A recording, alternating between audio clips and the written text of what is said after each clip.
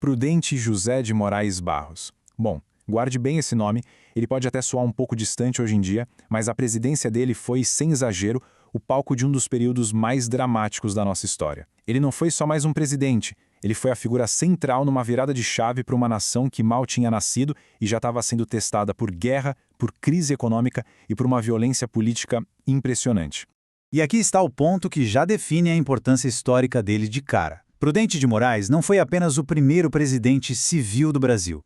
Ele foi o primeiro a ser eleito pelo voto popular direto.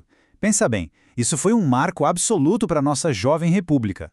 Então, para entender essa figura complexa, a gente vai percorrer essa trajetória dele, que foi bem turbulenta. Vamos ver como foi a ascensão dele, o primeiro civil a chegar no poder, os desafios gigantescos que ele enfrentou, o contraste absurdo entre guerra e diplomacia no governo, a tentativa de assassinato que quase mudou tudo, e no final, vamos tentar decifrar o legado complicado que ele deixou. Mas vamos lá. Para a gente entender o presidente, primeiro a gente precisa dar uma olhada no homem. De onde ele veio e como é que ele conseguiu chegar no cargo mais importante do país. A escalada dele, como a gente pode ver, foi bem metódica. Nascido em Itu, no coração da elite do café em São Paulo, formado em direito, quer dizer, ele já circulava nos altos escalões do poder. Mas o ponto-chave é o seguinte: antes de virar presidente, ele presidiu a Assembleia que escreveu as regras do jogo, a nossa primeira Constituição republicana. Ele não só chegou ao poder, ele ajudou a construir a estrutura que ia sustentar esse poder todo. E olha, a vitória dele não foi uma coisinha qualquer, não. Foi uma mudança sísmica, uma virada de chave no poder do Brasil. Foi o fim da chamada República da Espada, que era comandada por marechais, por militares, e o começo do que a gente conhece como a República das Oligarquias. A partir daquele momento, o poder não vinha mais do quartel, vinha das grandes fazendas de café, principalmente de São Paulo e Minas Gerais, que iam começar a ditar os rumos do país. Só que herdar o poder foi só o comecinho da batalha. A nação que o Prudente de Moraes recebeu nas mãos estava muito, mas muito longe de ser um lugar tranquilo. A república que ele assumiu estava, literalmente, pegando fogo. Tinha uma guerra civil violentíssima rolando no Rio Grande do Sul, a economia estava aos pedaços com o preço do café despencando lá fora e uma inflação galopante aqui dentro. E a oposição dos militares, que tinham acabado de sair do poder, era ferrenha. O cenário era de puro caos. E é bem aqui, no meio desse caos todo, que surge talvez a maior contradição no governo dele. Ele teve que lidar com dois conflitos gigantescos, um fora do país e outro dentro. E o jeito que ele lidou com cada um deles diz muito sobre o Brasil daquela época. O contraste aqui é chocante e revela demais. De um lado, numa disputa de fronteira com a Argentina, a famosa Questão de Palmas, Prudente de Moraes agiu como um diplomata. Ele levou a questão para uma arbitragem internacional e conseguiu uma vitória pacífica para o Brasil. Agora, do outro lado, contra o próprio povo, em Canudos, a resposta foi a força bruta. Para o mundo, a imagem de um país civilizado. Para dentro de casa, a repressão implacável para manter a ordem. 25 mil. Pare e pensa um pouco nesse número. Essa é a estimativa de brasileiros mortos na Guerra de Canudos. Não era uma guerra contra o inimigo de fora, mas contra uma comunidade no sertão da Bahia. É uma mancha trágica na história da nossa república recém-nascida. Porque Canudos não era só um vilarejo. Era uma comunidade com milhares de pessoas no coração da Bahia, liderada pelo carismático Antônio Conselheiro. Só que, para a elite republicana, lá no Rio de Janeiro, aquele movimento popular, religioso, era visto como uma ameaça intolerável. Uma suposta revolta monarquista que precisava ser esmagada a qualquer custo. O governo chegou a enviar 4 expedições militares para destruir o arraial. As 3 primeiras, aliás, fracassaram de forma humilhante para o exército. E a violência de Canudos não ficou contida lá no sertão, não.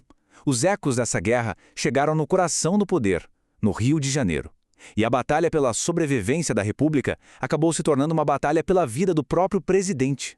A cena é de filme. É tensa. Prudente de Moraes está numa cerimônia militar e, de repente, um soldado se aproxima. Ele saca uma garrucha, aponta direto para o peito do presidente e aperta o gatilho. Clique! A arma falha. Num ato de bravura inacreditável, o ministro da Guerra, o Marechal Bittencourt, se joga na frente do agressor. Ele salva a vida do presidente, mas acaba perdendo a sua, esfaqueado até a morte. O atentado não conseguiu matar o presidente, mas teve um resultado trágico e uma consequência política imediata. Prudente de Moraes usou toda a comoção nacional como desculpa para decretar estado de sítio. Na prática, isso deu a ele poderes extraordinários para prender e reprimir os opositores, consolidando uma autoridade que, até então, vivia sob ameaça. Depois de sobreviver a uma guerra, uma crise econômica e uma tentativa de assassinato, Prudente de Moraes, inacreditavelmente, conseguiu terminar o seu mandato. Mas como é que essa figura tão cheia de contradições moldou o seu legado e viveu seus últimos dias? Na área da economia, com o país quase quebrando, o governo dele tomou uma medida bem drástica: o Funding Loan. Explicando de forma simples, foi uma grande renegociação da nossa dívida externa com banqueiros ingleses. Foi uma pílula amarga, envolveu um monte de medidas de austeridade, mas evitou que o país quebrasse de vez e, de certa forma, preparou o terreno para a política econômica do presidente seguinte. E o curioso é que, ao contrário da presidência tumultuada que teve, os últimos anos dele foram silenciosos. Ele passou o cargo, se retirou para sua casa em Piracicaba e, poucos anos depois, em 1902, morreu de tuberculose. Um final bem tranquilo para uma vida pública que foi marcada por tempestades. E essa busca por tranquilidade fica muito clara no testamento dele. Ele fez um pedido bem específico sobre o seu túmulo. Pediu que fosse marcado apenas por uma pedra, com meu nome e as datas. Um desejo final de humildade, sabe? De ser lembrado como um homem e não como um monumento. Mas a história tem um jeito bem irônico de funcionar.